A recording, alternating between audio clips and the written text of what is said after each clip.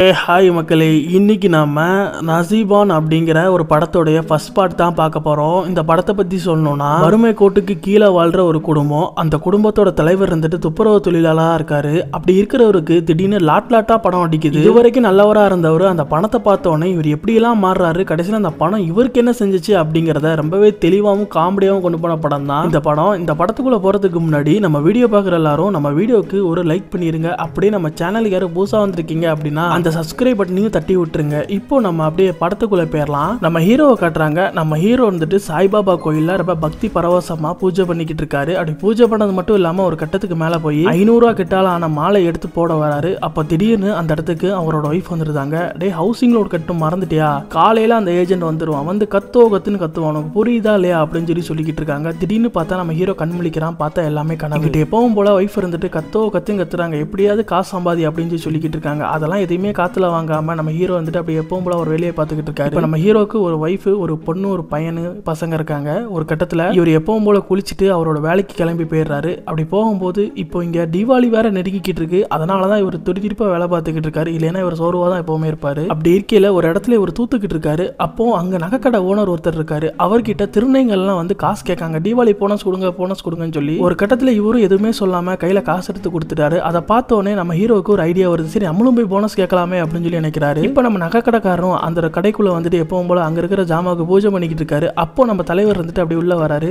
அப்போ அங்க இருக்கிற சார் இந்த மாதிரி தீபாவளி போனஸ் கொடுங்களேன் அப்படின்னு சொல்லி கேட்கிறாரு. போனஸா? என்னப்பா காலங்காத்தாலே வந்துருந்தீங்க, நீங்களாம் எதுக்குப்பா வரீங்க? போனஸ்ங்கிறது நாங்க கொடுக்கணும், இங்க கேட்க கூடாது அப்படின்னு சொல்லிக்கிட்டு இருக்காரு. அப்படி சொல்லிக்கிட்டு இருக்கும்போது பக்கத்துல இருக்கிறவர் வந்துட்டு பக்கத்துல வந்து சொல்றான். அப்படி சொன்ன உடனே நம்ம நகைக்கடைக்காரர் இருந்துட்டு, ஆமாப்பா உனக்கு ஒரு வேலை இருக்கு, செஞ்சு முடிக்க உனக்கு காசு தானே அப்படின்னு சொல்றாங்க. உடனே சரி சார், எந்த வேலைனாலும் சரி சார் அப்படின்னு சொல்றான். அப்படியா, உன்ன மாதிரி ஒருத்தன் தான்ப்பா எனக்கு வேணும் அப்படின்னு சொல்லிட்டு அங்கே நகைக்கடைக்கு பின்னாடி ஒரு கடவு இருக்குது. அந்த கடவுள குப்பையும் சேருமா இருக்கு. அதை பார்த்துட்டு இவனும் எதுவுமே சலிக்காம சரி சார் நான் பண்ணிடுறேன் அப்படின்னு சொல்றான். ஏன்னா இவனுக்கு அவ்வளோ பண கஷ்டம் இருக்கு. ஒரு கட்டத்தில் இவன் கிளீன் பண்ணவும் ஆரம்பிக்கிறான். அப்படி கிளீன் பண்ணும்போது தன்னோட விளக்கமாற பக்கத்து இருக்கிற செவத்துல அடிக்கிறான். அப்போ அடிக்கும்போது அங்க இருக்க செங்கல் இருந்துட்டு அப்படி டொம்முன்னு கீழே விழுந்துருது. கீழே விழுந்தோடனே இதனடா கீழே விழுந்துருச்சுன்னு சொல்லி உள்ள என்ன இருக்குன்னு சொல்லி பார்க்கறான். அப்படி பார்க்கும்போது உள்ள ஏதோ கெட்டா இருக்கிற மாதிரி இருக்கு. உடனே இவன் கையை விட்டு உள்ள இருக்கிற ஒரு நோட் எடுக்கிறான். பார்த்தா எல்லாமே பணம். அதை பார்த்தோன்னே இவனுக்கு அவ்வளோ ஆச்சரியமா போயிருது. கட்டத்துல பயமும் வந்துடுது. உடனே அந்த பணத்தை எடுத்து தன்னோட பாக்கெட்ல வச்சுக்கிறான். அங்க இருக்கிற செங்கலை மேதவா அடுக்கி வச்சுட்டு அப்படி வெளியே வரான். அங்க இருக்கிற கடை ஓனர் கிட்ட, சார் எல்லாத்தையும் கிளீன் பண்ணிட்டேன், போயிட்டு வரேன் அப்படின்னு சொல்றான். எங்கடா போற? போனஸ் வாங்கிட்டு போ அப்படின்னு போனஸை கொடுக்காங்க. அப்படி போனஸை கொடுக்கும்போது கூட இங்க பாரு, உழைச்சி சாப்பிட்டா மட்டும்தான் ஒட்டும், இல்லைன்னா ஒட்டவே ஒட்டாது, புரியுதா அப்படின்னு கொடுக்குறாங்க. சரி சார் அப்படின்னு இவனு சொல்றான். ஒரு கட்டத்துல இவனும் அப்படியே ஜாலியா சந்தோஷமா அப்படி வீட்டுக்கு வந்துகிட்டு இருக்கான். அப்படி வர வழியில ஒரு ரெஸ்ட் ரூம் இருக்கு. அந்த ரெஸ்ட் ரூம்குள்ள போயிட்டு யாருக்குமே தெரியாம அந்த பணத்தை எடுக்கிறான். ஒரு வேலை இதெல்லாம் டூப்ளிகேட்டா இருக்குமோ அப்படின்னு நினைக்கிறான். ஒரு பயம் வருது அவனுக்குள்ள. சரி, இதை செக் பண்ணிடலாம் அப்படின்னு சொல்லிட்டு நேரா இவன் வேலை பார்க்குற இடத்துக்கு வரான். அங்க ஒரு ஆள் இவனை எப்பவுமே கலாச்சிக்கிட்டே இருப்பாரு. அந்த ஆள் கிட்ட போயிட்டு எனக்கு ஒரு 1000 ரூபாய்க்கு சில்லறை தாங்க அப்படின்னு கொடுக்குறான். கொடுத்தோன்னே அவர் எதுவுமே கேஷுவலா அந்த 1000 ரூபாய் வாங்கி உள்ள போட்டுட்டு அதுக்காண்டி சில்லறையை கொடுக்குறாரு. கொடுத்தோன்னே இவனுக்கு அவ்வளவு சந்தோஷமாயிருது. ஒரு கட்டத்துல திரும்பியும் சைக்கிள் எடுத்து வீட்டுக்கு வர ஆரம்பிக்கிறான். அவனுக்கு இருந்தாலும் மறுபடியும் ஒரு சந்தேகம் வருது. ஒருவேளை இவர் பார்க்காம கொடுத்துருப்பாரோ அப்படின்னு நினைக்கிறான். உடனே பக்கத்துல இருக்கிற பேக்கரிக்கு போறான். அங்க போயிட்டு அந்த 500 ரூபாய்க்கு என்னென்ன வாங்க முடியுமோ அதெல்லாம் வாங்குறான். இப்போ பில் போற இடத்துக்கு வந்துட்டு அந்த 500 ரூபாய் கொடுக்குறான். அங்க இருக்க கடைக்காரர் வந்துட்டு இந்த 500 ரூபாய் நீ வச்சிருக்கியா அப்படின்னு பாக்குறாரு. பார்த்தோன்னே உனக்கு கோவம் வந்துருது. நான் ஒரு துப்புரவு தொழிலாளர், என்கிட்ட 500 ரூபா இருக்காதா அப்படின்னு கண்ணா பின்னான்னு கத்திக்கிட்டு இருக்கான். ஒரு கட்டத்துல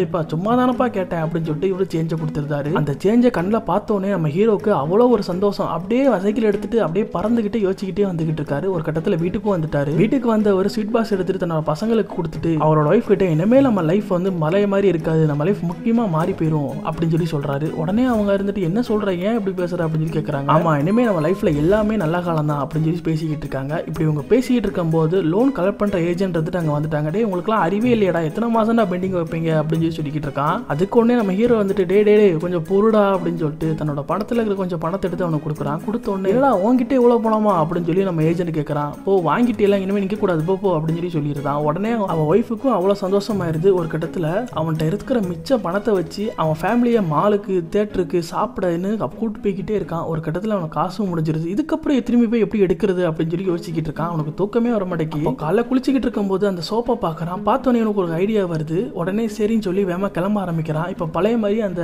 நகைக்கடைக்காரங்க கிட்ட போறான். போயிட்டு சார் இந்த மாதிரி அந்த கடவுளை இன்னும் கொஞ்சம் சுத்தம் பண்ண வேண்டியது இருக்கு, நான் சுத்தம் பண்ணவா அப்படின்னு சொல்லி கேட்கிறாரு. உடனே அவனும் ஏன்டா அன்னைக்கு தான் நான் சுத்தம் பண்ணேன், என்ன மறுபடியும் சுத்தம் பண்ண வந்திருக்க அப்படின்னு சொல்லி கேட்கறான். இல்ல சார் நான் சரியா சுத்தம் பண்ணல அப்படின்னு சொல்லி சொல்ல நம்ம நகைக்கடைக்காரனும் அங்க இருக்கிற சாவி எடுத்து தம்பி நீயே போய் சுத்தம் பண்ணிட்டு நீயே வந்து கொடுத்துருப்பா அப்படின்னு சொல்லி நம்பி கொடுக்குறாரு. உடனே இவனும் சரி சார் அப்படின்னு சொல்லிட்டு இவனா போய் திறக்கிறான். திறந்துட்டு உள்ள போயிட்டு இங்க யாரும் இல்லாத போது அந்த சாவி எடுத்துட்டு தன்னோட சோப்புல அப்படியே அச்சு வச்சுக்கிறான். அச்சு வச்சுட்டு எப்பவும் போல ஒரு பேக் எடுத்துட்டு வந்துட்டு அந்த பேக் நிறைய பணத்தை வச்சுக்கிறான். வச்சுட்டு இப்போ அங்கிருந்து கிளம்ப ஆரம்பிக்கிறான். இப்போ நேரா வீட்டுக்கு வந்துட்டு அதுல இருந்து ஒரு கட்டை எடுத்து தன்னோட மனைவிட்ட கொடுக்குறான். கொடுத்தோன்னே மனைவி இருந்துட்டு இந்த என்ன காசு இப்போ எப்படி உங்ககிட்ட அதிகமா காசு வருது அப்படின்னு சொல்லி கேட்கறான். அதெல்லாம் ஒன்றும் இல்லை, நீ வாங்கிக்கோ, இது வந்து என்னோட சார் தான் கொடுத்தாங்க அப்படின்னு சொல்லி சொல்றான். உனக்கு எதுப்பா சாரு அப்படின்னு சொல்லி ஒய்ஃப் கேட்க அதெல்லாம் உனக்கு எதுக்கு, நான் புதுசா ஒரு வேலையில சேர்ந்திருக்கேன், அதனால தான் இந்த ஜாப்லாம், இனிமே பாரு நம்ம லைஃப்ல எல்லாமே காசா தான் வரும் அப்படின்னு சொல்லி சொல்றான். உடனே ஒய்ஃபும் நம்பிடுறதா, சரின்னு அந்த பணத்தை வாங்கி உள்ள வச்சிருந்தா. இப்போ இந்த பையன் இருந்துட்டு நேரா சாவி எல்லாம் அடிப்பாங்க இல்லையா அந்த இடத்துக்கு போறான். அங்க ஒரு முஸ்லீம் இருக்கிறான். அவங்கிட்ட போயிட்டு தம்பி என்னோட வீட்டு சாவி தொலைஞ்சிருச்சு, நீ கொஞ்சம் எடுத்துற முடியுமா அப்படின்னு சொல்லி கேட்கறான். ஸ்டார்டிங்ல இவன் என்னதான் சந்தேகமா பார்த்தாலும் போக போக போக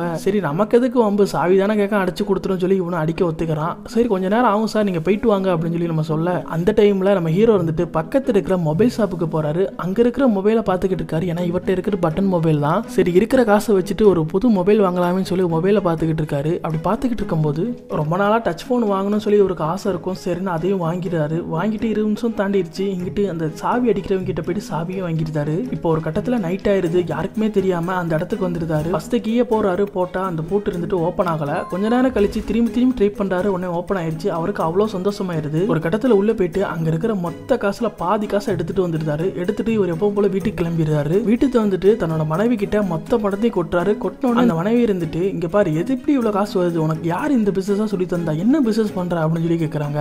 அதெல்லாம் உனக்கு எதுக்கு, இதெல்லாம் நம்ம கடவுள் கொடுத்தது, இதை வந்து நம்ம வேண்டாம் சொல்லக்கூடாது, எடுத்து உள்ள போய் நம்ம ஃபேமிலிக்கு ரொம்ப யூஸ்ஃபுல்லா இருக்கும் அப்படின்னு சொல்லி சொல்றாரு. இல்ல வேண்டாம், தப்பான தொழில வந்த பணம் எனக்கு ஒரு போதும் வேணாம், நீங்க ஏன் சத்தியம் பண்ணி சொல்லி நீ என்ன தொழில் பண்ண அப்படின்னு சொல்லி கேட்கிறாரு. ஒரு கட்டத்துல ஓ மேல சத்தியமா இது எந்த ஒரு தப்பான தொழிலையும் வந்ததில்லை அப்படின்னு சொன்ன உடனே அந்த ஒய்ஃபும் நம்பிடுதாங்க. ஒரு கட்டத்துல இவங்க இப்ப சேர்ந்து செலவு பண்ண ஆரம்பிக்காங்க. அவங்க ஒய்ஃப் இருந்துட்டு மாலுக்கெல்லாம் போயிட்டு அங்க இருக்கிற ஸ்டோர்லாம் பொருள் வாங்கிட்டு வராங்க. இங்கிட்டு நம்ம ஹீரோ இருந்துட்டு அந்த காசை வச்சுட்டு அவனால எவ்வளவு செலவு பண்ண முடியுமோ அவ்வளவு தூரம் செலவு பண்றான். தன்னோட வீட்டை கூட லக்ஸரியா மாத்தணும்னு சொல்லி ஓரளவுக்கு ஒரு பெரிய வீடா கட்டுறான். ஒரு படிக்கு மேல போய் ஃபேஷியல் பண்றது அப்படின்னு சொல்லி அவனோட வைஃபே கொஞ்சம் லக்ஸரியா மாத்திக்கிட்டு இருக்கான். இதுக்கப்புறம் என்ன ஆச்சு சொல்லி செகண்ட் பார்ட்ல பார்க்கலாம். இந்த வீடியோ உங்களுக்கு பிடிச்சிருந்தா வீடியோ சப்ஸ்கிரைப் பண்ணி லைக் பண்ணுங்க.